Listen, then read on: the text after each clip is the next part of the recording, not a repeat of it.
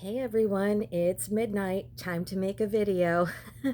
um, this video today is a topic that probably deserves more attention or more time than I'm about to give it. If you like it and think we should explore it further, just let me know. It's getting late. I need to go to sleep. What else is new? Okay, let's just get into it. Did anybody see the movie Black Phone? Um, I really enjoy horror movies. This one was not one of my favorite ones. I did not go see the sequel because this movie for me was just way too dark. It involved kidnapping kids, keeping them captive like in a basement and they were trapped and there was what do you call it? Like an element of um I don't know, I'm tired, like supernatural element maybe where like ghosts of other kids were calling them on the black phone trying to explain how to get out. I think that was it. Anyways, I'm showing you this picture because, um, and here's another one. Notice the red and black. Is that somebody in a costume or is it from the movie? I can't tell. I saw this weird picture of Avril Lavigne holding the same black balloons, and she has this very um, just look at the look on her face. It's like a very blank, empty stare with kind of like this, I don't know, bondage type situation going on. If that's even the real Avra, we'll get to that in just a second. But yeah, so the way they would kidnap the kids in this movie is this guy was holding a whole bunch of black balloons and they would cover up the kid and shove them in the van. And like, I just did not enjoy that movie really at all. So there's definitely a connection, obvious connection to be made here between the kidnapped kids and these black balloons, right? Verdict is out if that's even the original Avril Lavigne. And like I said, we'll get to that in a minute. Notice the black and white checkered floor. I always just thought that was like a Masonic, symbolism from the Masonic temples that have the black and white checkered floor. But one of you guys told me it's actually like a pedo thing, symbolism. And then that deepens the meaning of Alice in Wonderland, which when I graduate in 2.5 weeks, we will finally get to do that deep dive. I have to finish reading the book I started before my classes started. Anyways, I promise you we'll get to that because I have so much to talk about.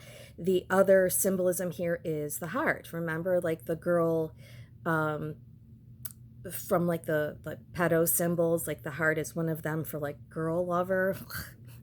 I can't even believe I talk about this stuff sometimes. Um, Real quick story.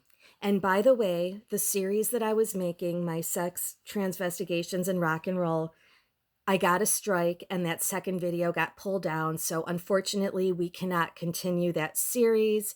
And I know for like some of you guys were loving it, just eating it up. It had 100% like thumbs up and all of that.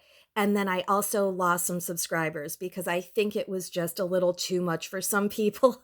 And I'm sorry about that. But here's where I was going with that.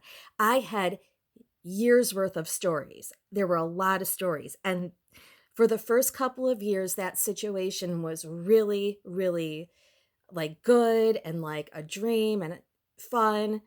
And then it took a turn.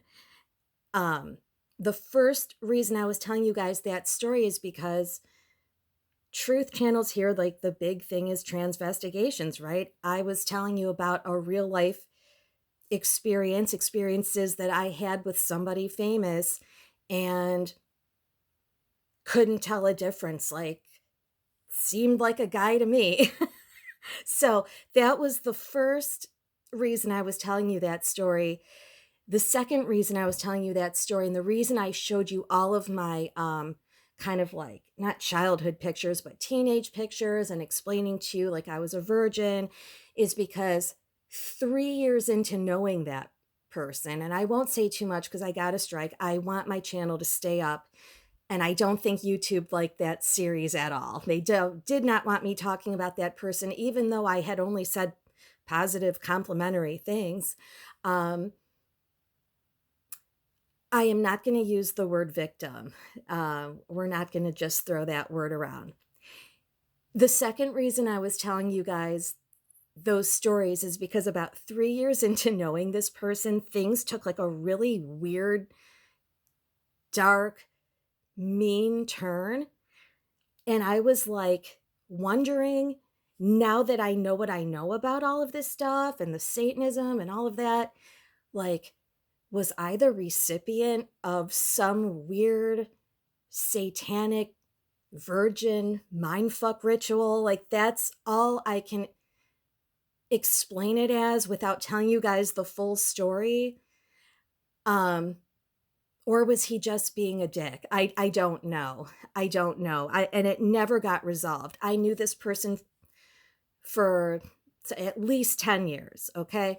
And the situation never got resolved. And it's so weird.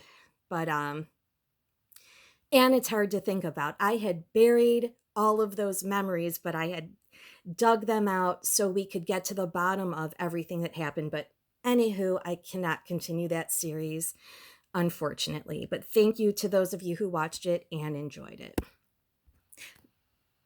Back to Avril Lavigne.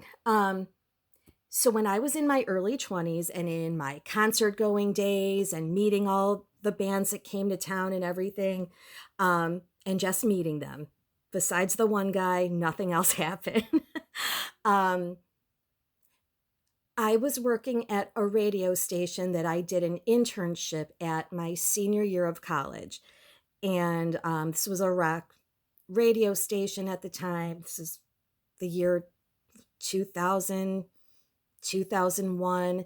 And then after the internship, they hired me. And I'm telling you this because through that, when Avril Lavigne like first came on the scene, I was able to get tickets to this radio station event at a different radio station in my city. And it was this acoustic, like she did this acoustic singing performance, and you got to meet her and we got a group picture. And it was really cool. That was a great experience. But I'm telling you that because the Avril Lavigne that I met that day, I said hello. I thought Avril Lavigne was super cute. Just, yeah. The Avril Lavigne I met that day would have never have dressed like this, ever.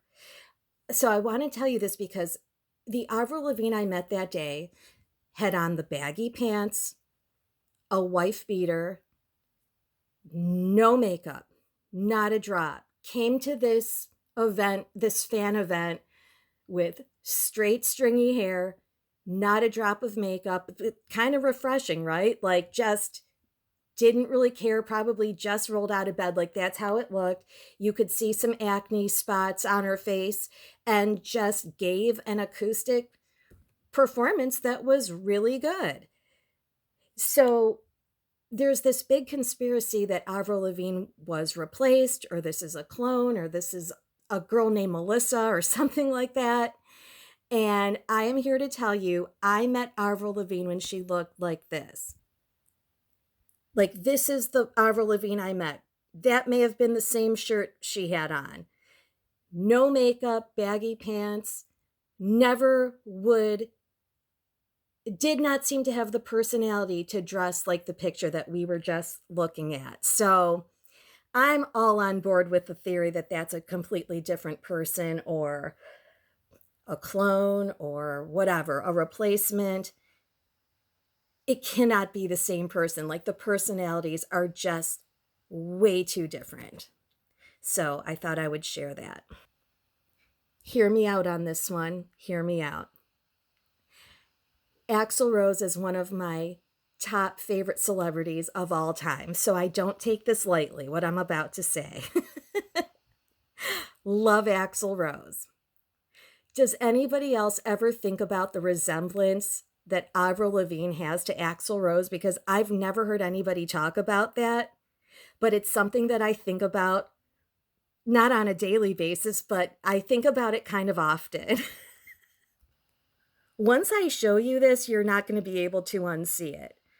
Avril Lavigne has the same exact hair color as Axl Rose. It's like the same texture. It's the same, it's the same exact hair. They have the same exact complexion. Their noses are really similar. Their lips are really similar. They're both singers of a band. Like, there's so many similarities. They both wear a wife beater. But here, let's take a look at some pictures.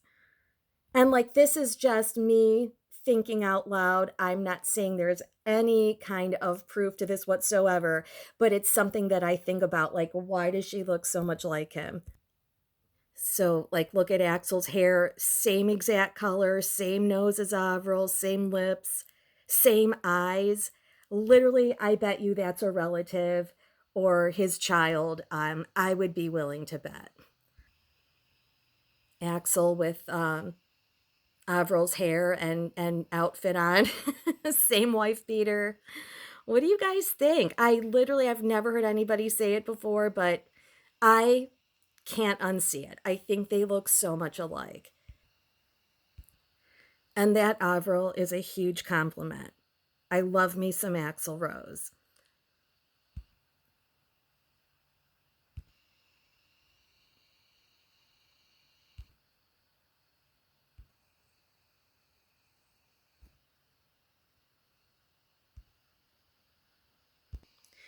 Avril Lavigne with some symbolism here.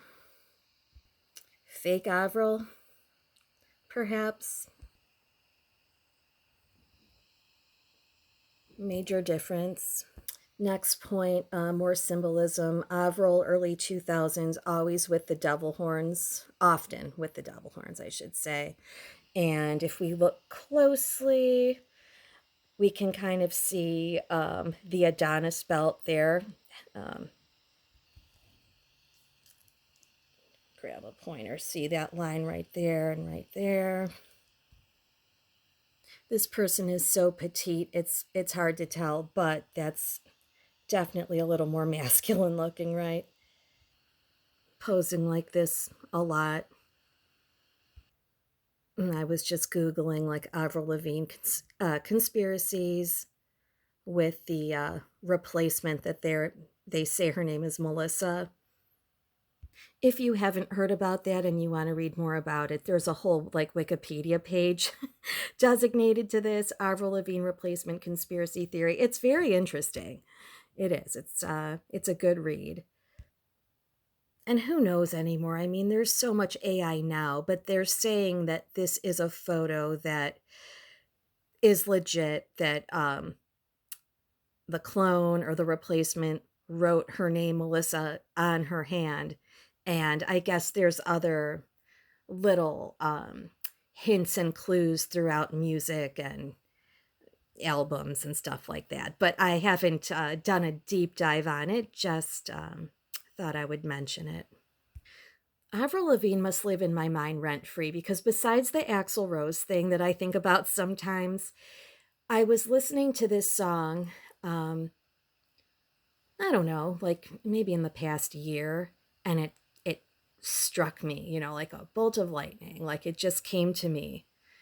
Listening to the lyrics, what if Sk8er Boi is about Avril, but Avril's the boy? So let's take a look at some lyrics, and this is purely speculation on my part, but it's pretty cool if you think about it. Sk8er Boi, of course, is a song from Avril Lavigne's debut album, one of her big hits there. The very first line is already playing mind games with us. He was a boy, she was a girl. Can I make it any more obvious? That really didn't seem like anything unusual, maybe just kind of like a lyric that a teenager would think of or something like that, but does it run deeper than that? He was a boy, she was a girl. Can I make it any more obvious? Almost like they're kind of fucking with us. So let me read the lyrics that might indicate that this song is actually about Avril being the skater boy.